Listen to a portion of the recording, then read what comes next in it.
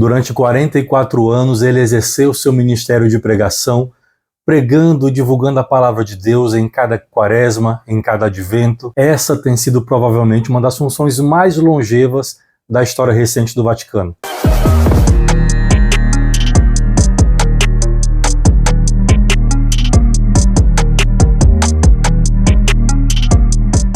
Eu estou falando do pregador da Casa Pontifícia, o franciscano capuchinho, cardeal Raniero Cantalamessa. Nesse ano de 2024, ele completou 90 anos de idade. E depois de 44 anos servindo nesse ministério de pregador da Casa Pontifícia, ele encerra o seu mandato, que foi confiado originalmente pelo Santo Padre, o Papa João Paulo II, em 1980. Desde então, Frei Raniero Cantalamessa tem pregado para o Papa por ocasião da Quaresma e do Advento.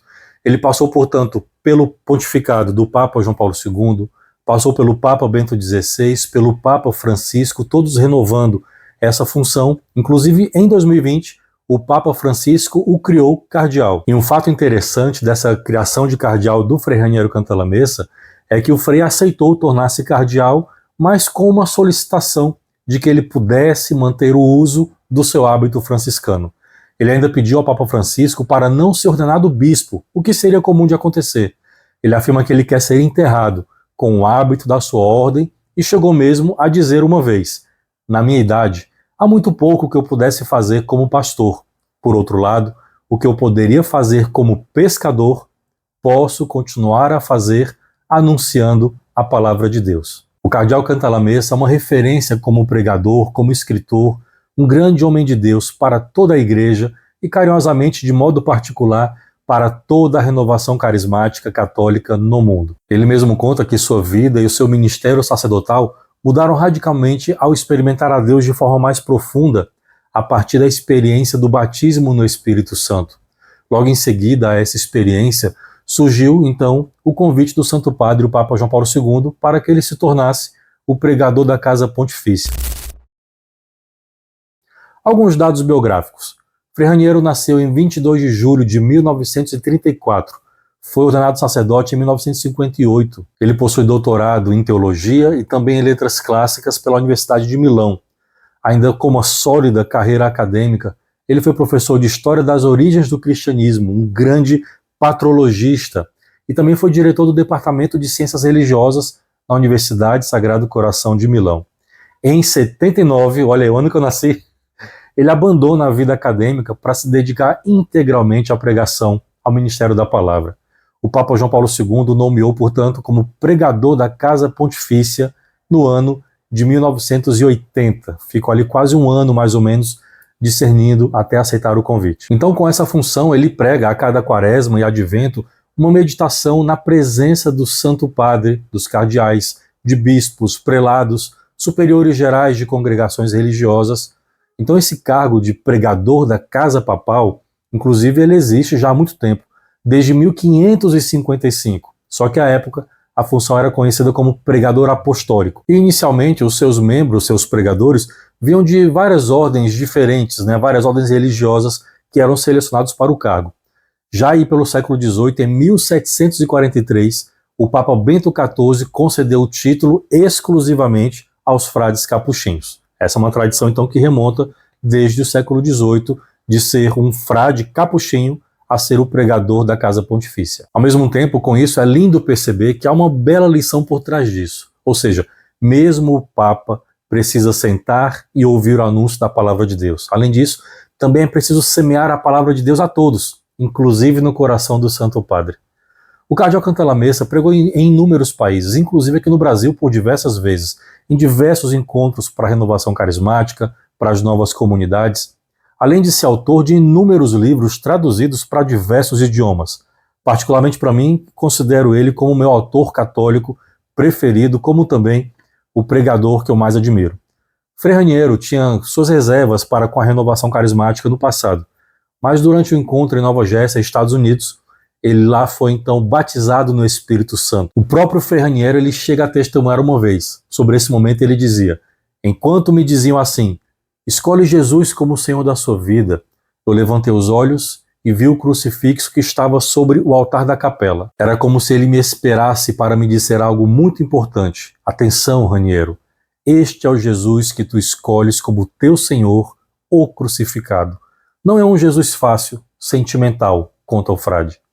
Então, nesse momento, diz ele, eu entendi que a renovação carismática não é um fenômeno superficial, mas algo que nos leva diretamente ao coração do Evangelho, à cruz de Cristo. E ele ainda continua.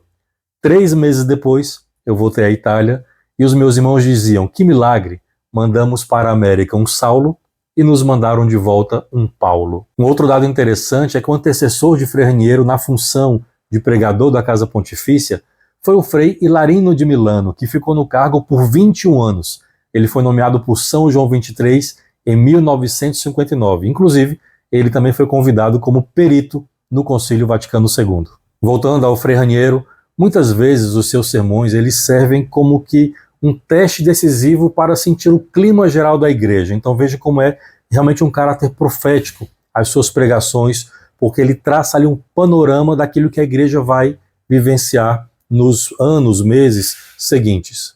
Então acaba sendo como um momento decisivo para sentir o clima geral da igreja e as prioridades do pontificado naquele momento. O exemplo disso é que em 2006 as suas pregações no Advento acabaram sendo manchetes no mundo todo, porque na ocasião ele pediu ao Papa Bento XVI que realizasse um dia de arrependimento pela crise de abuso sexual de crianças que estava ali surgindo em diversas matérias.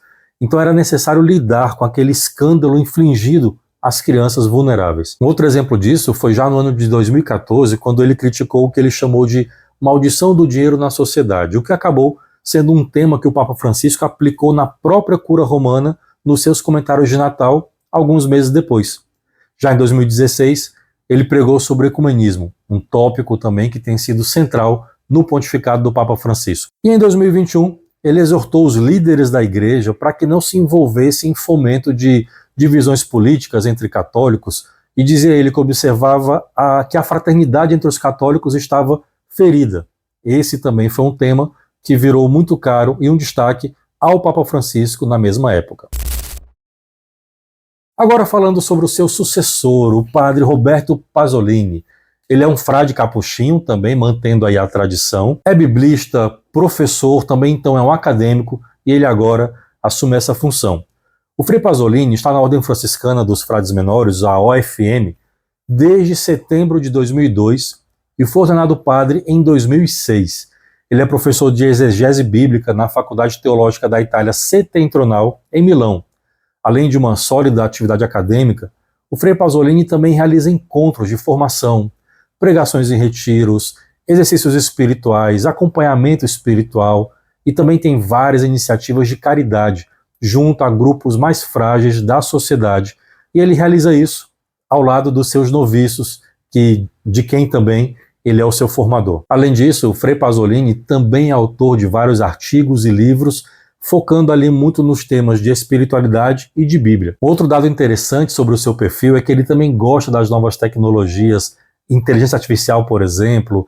Ele se comunica também pelas redes sociais, tem um perfil no Instagram. Uma de suas frases eu destacaria essa aqui: um pregador é antes de tudo um ouvinte.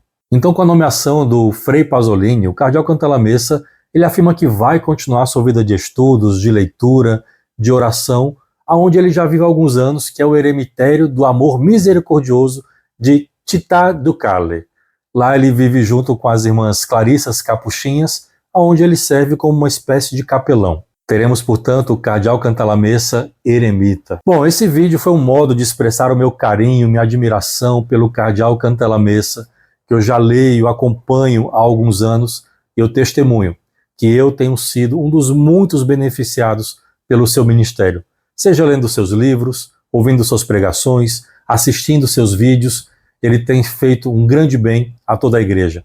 Desejo também muitas bênçãos ao Frei Pasolini, que sucede esse grande homem de Deus e grande pregador na função de pregador da Casa Pontifícia. E claro, se você gostou desse vídeo, então curte, compartilha com seus amigos, se inscreve aqui no canal. Um abraço, até o próximo vídeo, Deus abençoe.